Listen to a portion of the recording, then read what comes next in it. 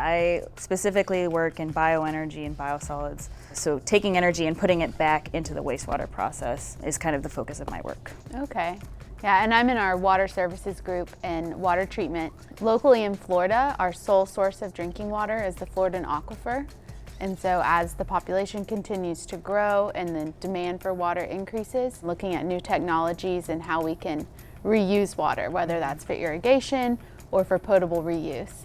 I would say in Florida, we often think we're surrounded by water. You know, the ocean, a lot of lakes, but yet there's hardly any water storage or reservoirs. And most of our drinking water comes from the aquifer.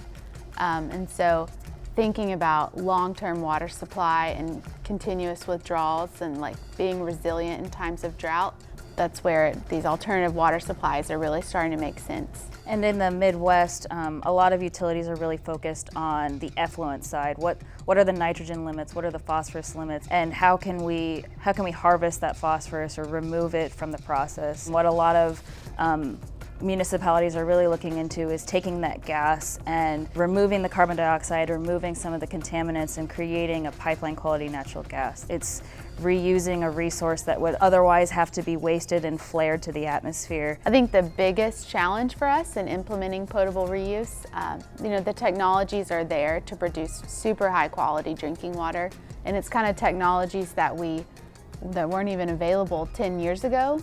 But as it moves forward, like the public outreach side, proving and demonstrating that the water is safe. And in the same way, biogas projects, the technologies are there. We know that they work and that they're feasible, but at the same time, they're expensive. And being able to communicate to our clients, to municipalities, the inherent risks of the project, but also the economic benefits is what's really driving the industry right now.